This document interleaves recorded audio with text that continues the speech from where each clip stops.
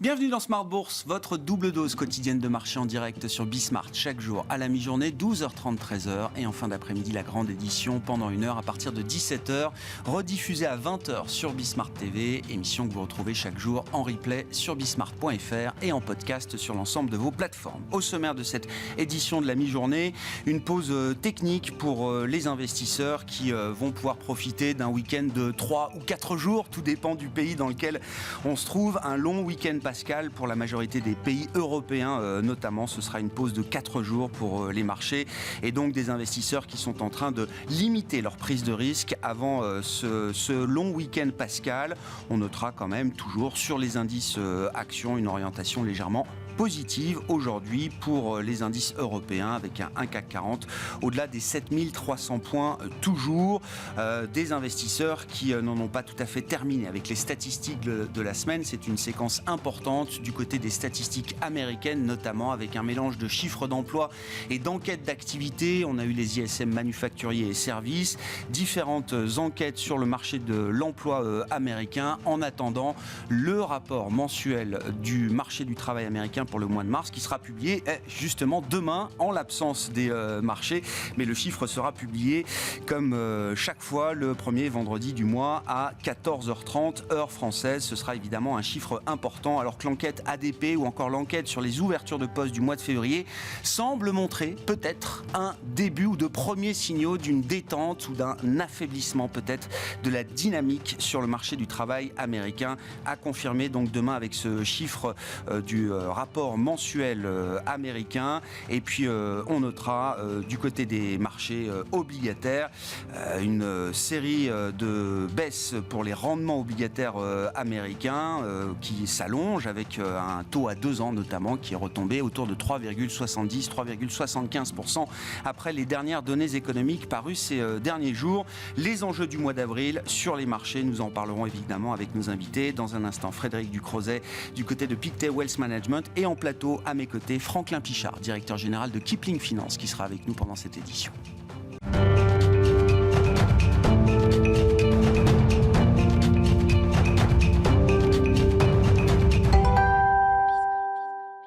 Frédéric Ducrozet, donc avec nous en visioconférence pour entamer cette édition, responsable de la recherche macro de Pictet Wealth Management. Bonjour et bienvenue Frédéric.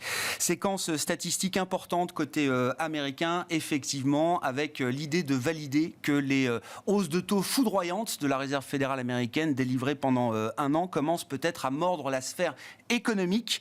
On a vu la sphère financière attaquée, sans remonter forcément jusqu'à la crise des fonds de pension britanniques ou la faillite de FTX, mais le mois de mars a déjà été un mois intense en événements financiers. Le marché aimerait voir peut-être des signes tangibles de ralentissement économique désormais, Frédéric.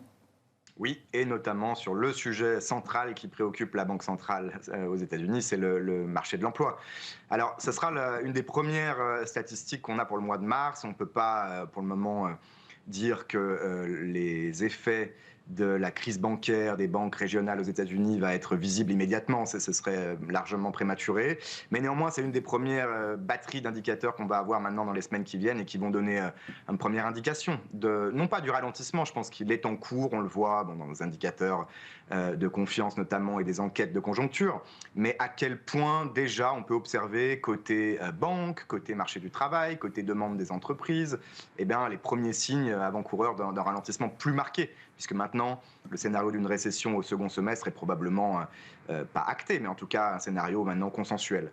Et je pense que sur le marché de l'emploi en particulier, vous l'avez dit, on a des premières indications d'une détente de ces conditions très serrées sur le marché de l'emploi, les postes vacants, les ouvertures de postes, vous l'avez dit, le turnover, des indicateurs aussi un peu à plus haute fréquence quand on regarde d'autres moteurs de recherche comme LinkedIn, quand on écoute les banques centrales également régionales aux États-Unis qui essayent d'avoir ces premiers indicateurs avancés. On a un premier signe de détente. Il faudra le confirmer avec ce rapport sur l'emploi qui, en plus, j'ajoute toujours depuis la pandémie, à ce problème de mesure, de saisonnalité en début d'année. Alors là, on est au mois de mars, mais on peut avoir le contre-coup peut-être d'effets saisonniers de janvier-février, où certains observateurs suggèrent que les conditions notamment plutôt favorables, météorologiques, ont boosté un petit peu les créations d'emplois. Peut-être qu'on va avoir un contre-coup.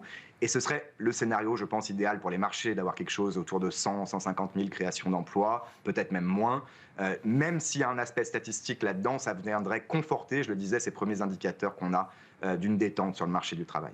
Dans quelle mesure est-ce que ce ralentissement, qui est l'objectif, rappelons-le, des banquiers centraux et de la Réserve fédérale américaine, peut rester un phénomène relativement progressif, graduel, contrôlé par rapport à un scénario de rupture? Alors, on a vu ces ruptures déjà dans la sphère financière avec des maillons faibles spécifiques. Est-ce qu'on peut imaginer aussi un schéma de rupture à un moment dans la sphère économique réelle, Frédéric ? En tout cas, c'est la bonne question que les banques centrales se posent là aussi. Il y a un côté non linéaire dans une récession. Ce n'est pas quelque chose qu'on prévoit de manière graduelle, trimestre après trimestre, de façon contrôlée. Pas du tout. Ce serait trop beau quelque part. Et puis, on était nombreux à se dire qu'avec un rythme de hausse des taux de la Banque centrale aussi rapide, le plus rapide depuis la Seconde Guerre mondiale, quelque chose allait se casser, quelque chose a cassé, en l'occurrence dans le secteur bancaire aux États-Unis. Maintenant, il est possible que les effets soient effectivement aussi non linéaires sur le marché de l'emploi, sur la consommation, sur l'investissement. Je pense qu'on va être un peu entre les deux, parce que les conditions initiales, il faut toujours le rappeler, sont différentes. Le consommateur américain est toujours dans une situation plutôt favorable, avec encore un petit peu d'excès d'épargne toujours accumulé depuis la pandémie, pas complètement disparu. Le marché du travail, on l'a dit, très serré, le taux d'emploi, le taux de chômage très, très bas. Donc on peut avoir une cassure, on peut avoir quelque chose qui se fait de manière plus brutale et pas seulement, on le dit souvent, des licenciements concentrés sur certains secteurs comme la technologie aux États-Unis. Ça peut se répandre quelque part plus rapidement. Pour le moment, ce n'est pas ce qu'on voit. C'est ce concept que les économistes appellent la courbe de Beveridge, où on aimerait que, en tout cas la Banque centrale voudrait, espère, que cette détente, ce ralentissement se produise de manière à ne pas faire augmenter le taux de chômage trop rapidement et trop fortement. Et simplement que l'exubérance, les nombreuses ouvertures de postes des entreprises, les difficultés aussi de recrutement qu'on a pu observer depuis la pandémie s'estompent progressivement et qu'on arrive à un état qui permette là aussi un retour de l'inflation vers sa cible. C'est pour l'instant un peu peut-être de wishful thinking, mais ça peut se produire, en tout cas c'est pas impossible, et c'est pour ça que ces chiffres de l'emploi sont aussi importants pour les marchés dans les mois à venir.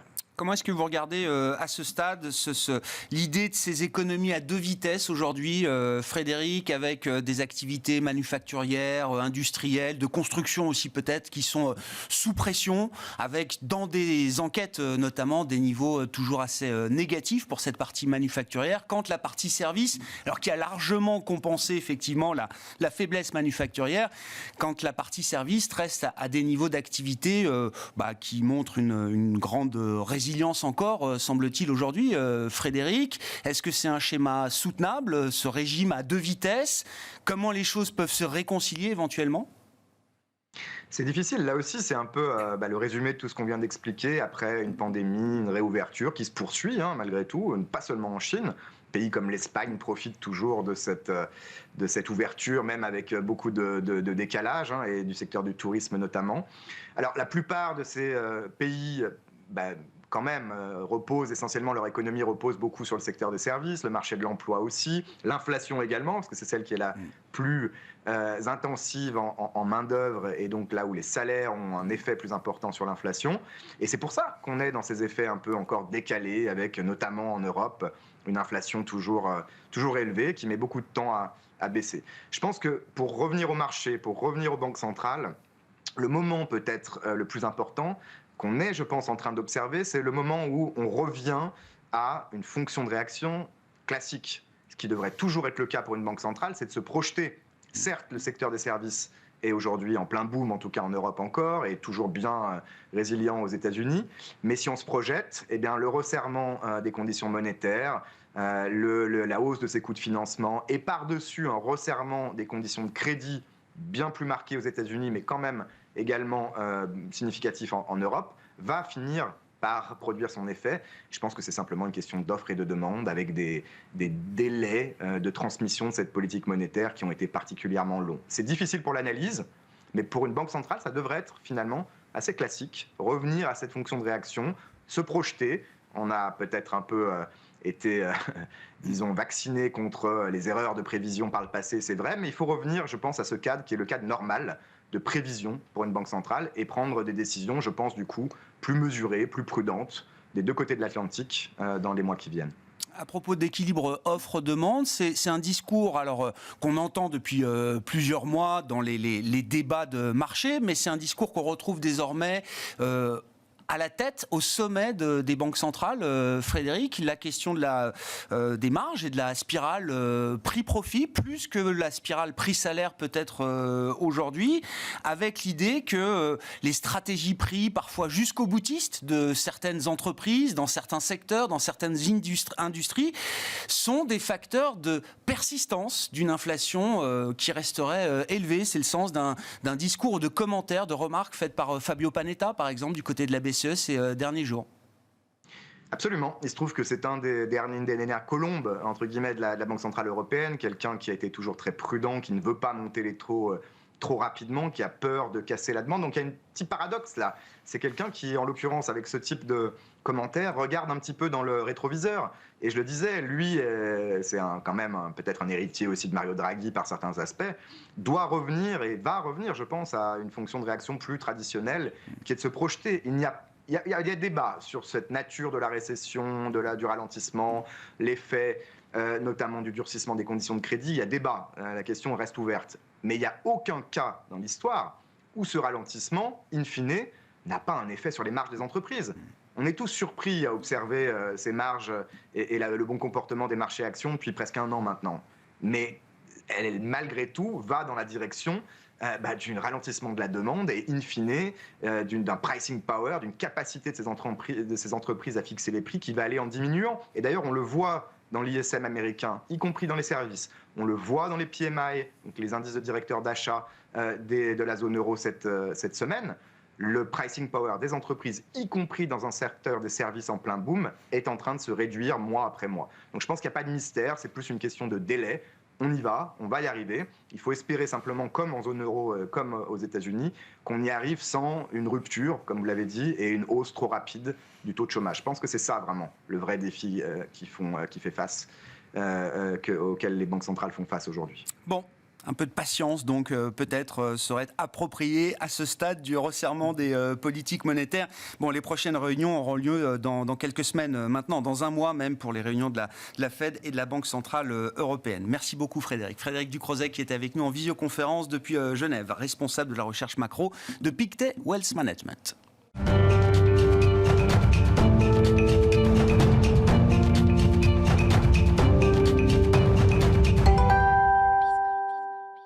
Franklin Pichard à mes côtés en plateau pour poursuivre la discussion sur le plan des marchés, notamment directeur général de Kipling Finance. Bonjour et bienvenue Franklin. Bonjour Grégoire. Oui, je le disais, les réunions de Banque Centrale, c'est loin, c'est dans un mois. Et entre-temps, on aura quand même beaucoup de nourriture microéconomique avec les résultats des entreprises qui vont revenir sans doute à partir de la semaine prochaine et de la suivante pour les résultats aux États-Unis et en Europe. Franklin, en attendant, quel est l'état des lieux qu'on peut dresser du marché en ce début de deuxième trimestre, après un mois de mars, encore une fois, qui a apporté son lot d'événements, d'incidents bancaires. Pour autant, le mois de mars n'a pas été un mois si négatif que ça pour les marchés actions. Et on notera quand même que les indices actions en Europe, le CAC 40 par exemple, restent très proche de ces sommets historiques qui ont été atteints il y a quelques semaines à peine. Oui, tout à fait. On avait atteint un plus haut historique le 6 mars à 7400 points. On l'a frôlé il y a 2 jours. On n'arrive pas à franchir ce niveau. On voit que les marchés immédiatement prennent peur, n'ont pas suffisamment de drivers. Peut-être qu'il faudra la saison des publications pour leur donner plus de courage. Mais au-delà même des propres résultats, c'est ce que Frédéric vient de dire à l'instant, qu'on a entendu depuis très longtemps, mais que personne ne voulait écouter. Cette crise laissera des traces sur les marges des entreprises.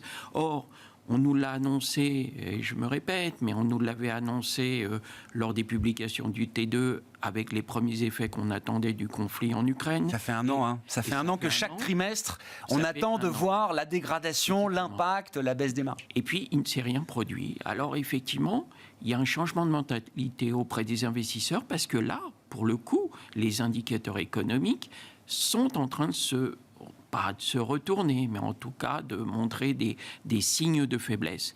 Et on voit les gérants derrière qui changent un peu leur fusil d'épaule, qui réorientent un petit peu leur portefeuille. On l'a vu hier, on a vu les cycliques, les valeurs industrielles qui baissaient de plus de 4%. Renault, Legrand, Saint-Gobain, toutes ces valeurs qui marchaient, qui étaient plutôt alertes, qui marchaient plutôt pas mal depuis quelques temps, eh bien là, elles ont marqué le pas. Si effectivement il y a une crise, si ces boîtes-là n'arrivent pas à sauver leur marge et puis que les consommateurs viennent à bouder les produits, eh bien, il faut peut-être revoir un petit peu sa copie. Et on voit, et c'est typique, et c'est à chaque fois la même chose, on voit les valeurs de santé, on voit les valeurs défensives qui caracolent, à l'image de Sanofi. Et je fais mon mea culpa. Il y a une quinzaine de jours ou un mois, je prenais des bénéfices sur Sanofi parce que le parcours avait été très beau. J'avais pas anticiper le fait qu'on franchirait les 100 € sur Sanofi, mais effectivement, il y a un sentiment global de repli sur des valeurs pérennes en cas de trouble de la période économique. À ce stade, c'est un positionnement de conviction des investisseurs, cette recherche de valeurs ou de secteurs plus défensifs, ou est-ce que ça peut être juste peut-être une position d'attente avant d'y voir un peu plus clair suite aux résultats, suite aux décisions prochaines des banques centrales, etc. Alors, c'est la 4e fois qu'on nous parle de récession. Donc, aujourd'hui, je pense que l'état d'esprit et la mentalité des investisseurs, je parle avec des gérants de fonds, vous aussi, et puis des gérants qui ont des clients et le retour de nos clients, on n'a pas trop envie quand même de faire des changements structurels dans les portefeuilles parce qu'on s'est trompé, le marché s'est trompé 4 fois, où les anticipations des stratégistes et des économistes ont été des erreurs à 3 reprises. Pourquoi est-ce qu'il n'y aurait pas une 4e erreur? Donc il faut quand même faire attention. Et d'ailleurs, on le voit, les banques qui baissaient il y a quelques jours repartent aujourd'hui. Le secteur automobile qui baissait hier, on vient de le dire, avec Renault, Stellantis et compagnie, repart aujourd'hui. Donc on est... Voilà, on ne peut pas avoir de position tranchée sur la composition et les arbitrages à faire. D'abord, ça coûte des frais à chaque fois. Et donc, on est obligé d'anticiper et de faire attention de ne pas faire des allers-retours pour rien. C'est important. Ouais. Dans ce phénomène de rotation aussi, on l'a vu, alors le marché obligataire, lui, a quand même remonté d'un cran avec des taux qui sont en baisse depuis plusieurs jours maintenant. Et tout de suite, il y a quelques secteurs emblématiques qui repartent fortement. La tech, par exemple, aux États-Unis, mais aussi des valeurs du luxe chez nous en Europe qui, pour certaines, ont retrouvé des niveaux de prix historiques.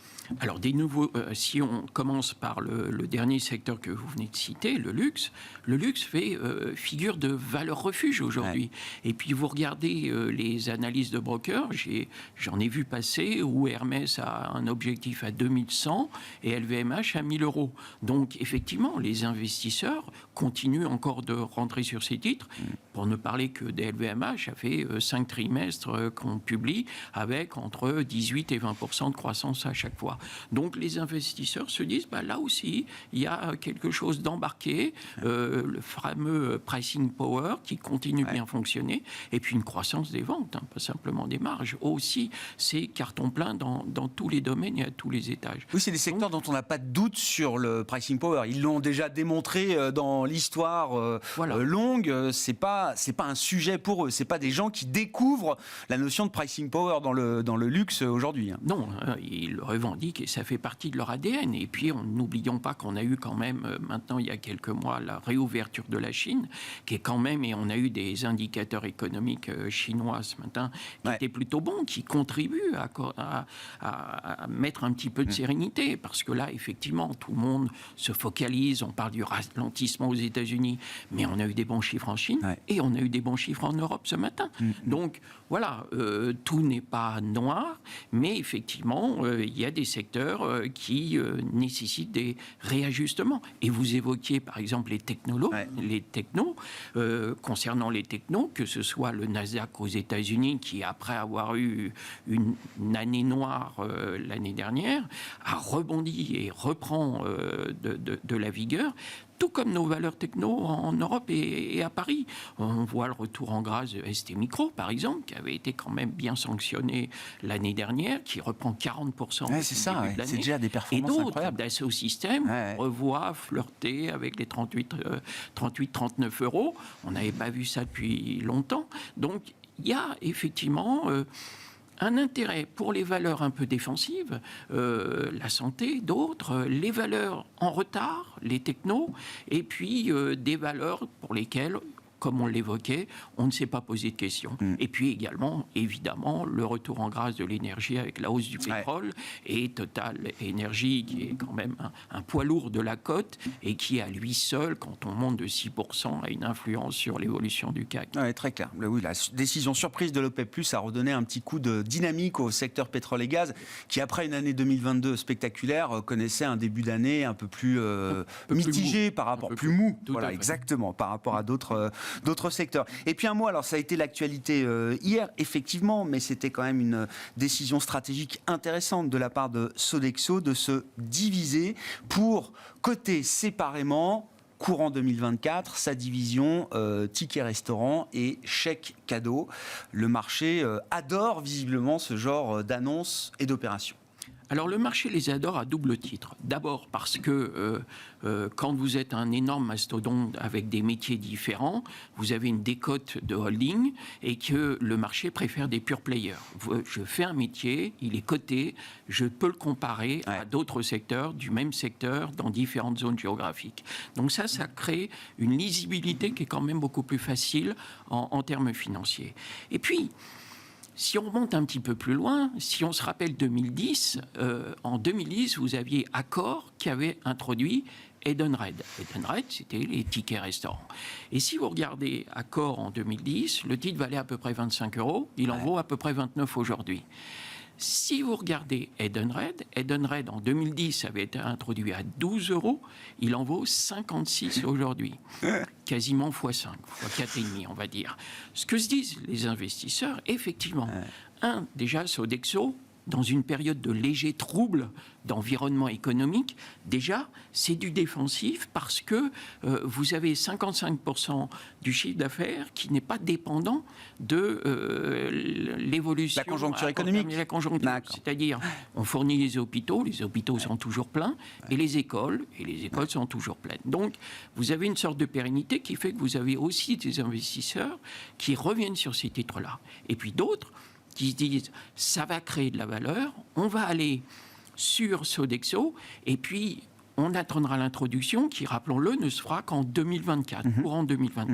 Donc c'est un ensemble de choses qui restent favorables. Et si on veut continuer très rapidement sur un dernier spin-off, reprenons Porsche. Oui, bien sûr. C'était en octobre dernier.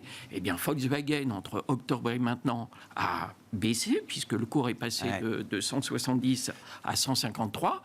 Et pendant la même période, Porsche a été introduit en octobre à 85 et vaut aujourd'hui 117 €. Il y a rarement des déceptions dès qu'on est sur des spin-offs et donc des opérations qui vont se coter. C'est plutôt créateur de valeur. Ouais, surtout que souvent on détache effectivement des activités dont on estime qu'elles sont mal valorisées dans l'ensemble du groupe et qui sont souvent plutôt des activités ou avec un régime de croissance plus élevé que la moyenne du groupe ou des activités d'avenir également prometteuses, porteuses. Et c'est vrai que ce phénomène, on le voit dans l'automobile, on le voit dans l'énergie, tout le monde veut essayer de séparer ce qui est l'historique d'activité de l'entreprise qui appartient un peu au passé, et puis des activités plus modernes, contemporaines, tournées vers les transitions énergétiques, électriques, etc. C'est quand même des phénomènes qu'on retrouve dans plusieurs industries. Oui, et puis pour en revenir à Sodexo sur les services prépayés, le sens de l'histoire aujourd'hui, les entreprises veulent garder leurs salariés, elles sont beaucoup plus généreuses dans les tickets cadeaux, les chèques cadeaux, tous les avantages un petit peu en nature, et ça, effectivement, comme vous le dites, c'est une industrie qui est amenée à se développer très très fortement dans les prochaines années. Merci beaucoup Franklin Pichard qui était avec nous en plateau, le directeur général de Kipling Finance qu'on retrouve toutes les 2 semaines, le jeudi, dans l'émission de la mi-journée entre 12h30 et 13h. Merci encore Franklin. Voilà pour cette édition de la mi-journée, des marchés qui sont calmes, sans prise de risque particulière, à la veille d'un week-end qui sera un week-end de 4 jours pour la plupart des pays et des marchés européens. Week-end pascal et des indices qui sont légèrement positifs à mi-séance, plus 0,25% pour le CAC 40. Voilà pour cette édition de la mi-journée. On se retrouve ce soir, évidemment, à 17h en direct.